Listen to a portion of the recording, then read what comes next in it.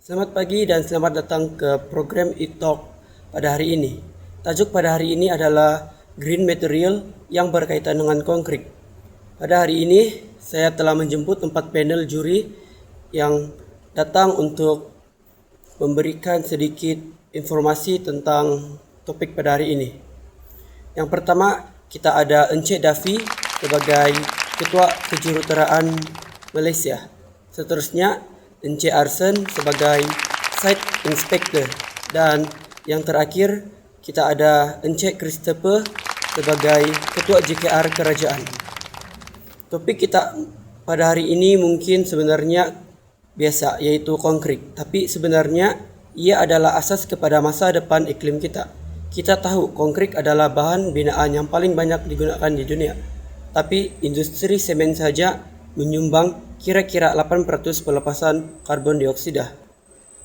Encik Dafi, sebagai penyelaras program, kenapa kita fokus kepada karbon negatif dan bukannya rendah karbon sahaja? Soalan yang bagus, Encik Jovica.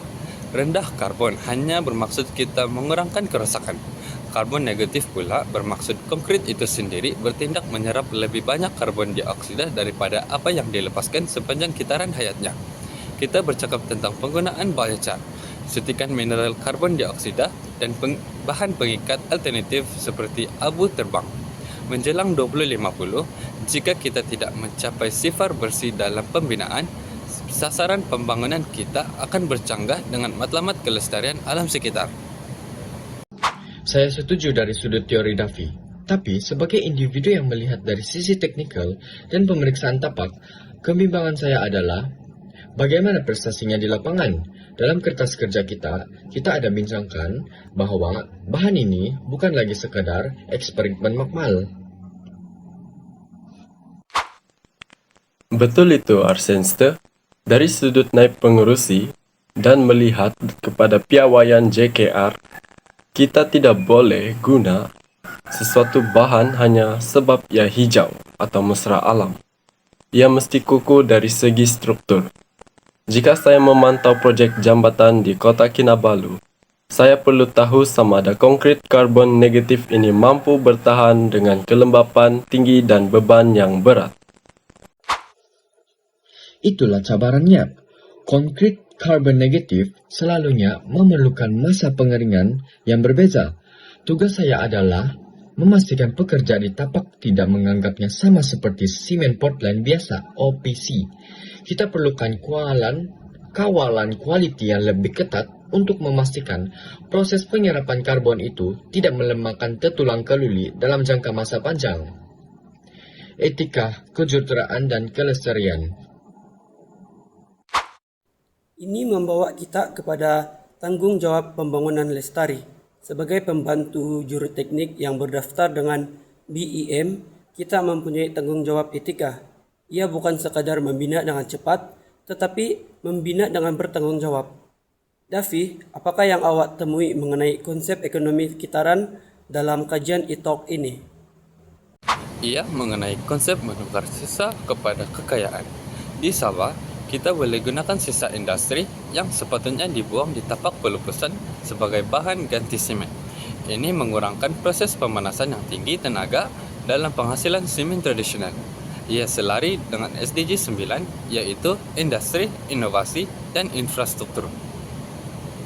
Jangan lupa juga SDG 11, bandar dan community lestari. Jika kita dapat buktikan bahan ini mematuhi garis panduan CIDB, kita boleh galakkan kerajaan untuk memberi insentif kepada bangunan hijau. Tapi persoalannya, adakah industri bersedia dengan kosnya?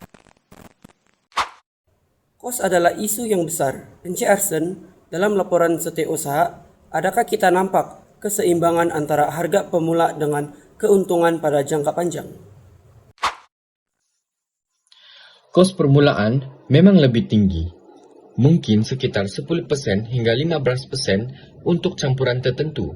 Namun, jika kita ambil kira kredit karbon dan ketahanan bahan ini terhadap sebarang kimia, kos kitaran hayat sebenarnya lebih rendah.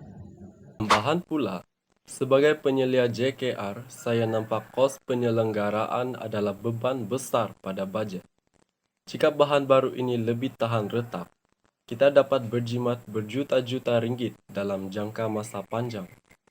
Jadi, masa depan konkret bukan sahaja tentang menyelamatkan planet, tapi juga tentang kecekapan ekonomi. Akhir sekali, ITOK ini bertujuan untuk merapatkan jurang ilmu ini. Kita mahu pelajar dan profesional sedar bahawa menjadi juruteknik pada tahun 2026 bermakna menjadi pelindung alam sekitar. Kata-kata yang sangat baik. Sebagai kesimpulan, kita ada teknologinya, kita ada prosedur dan rangka kerja awal.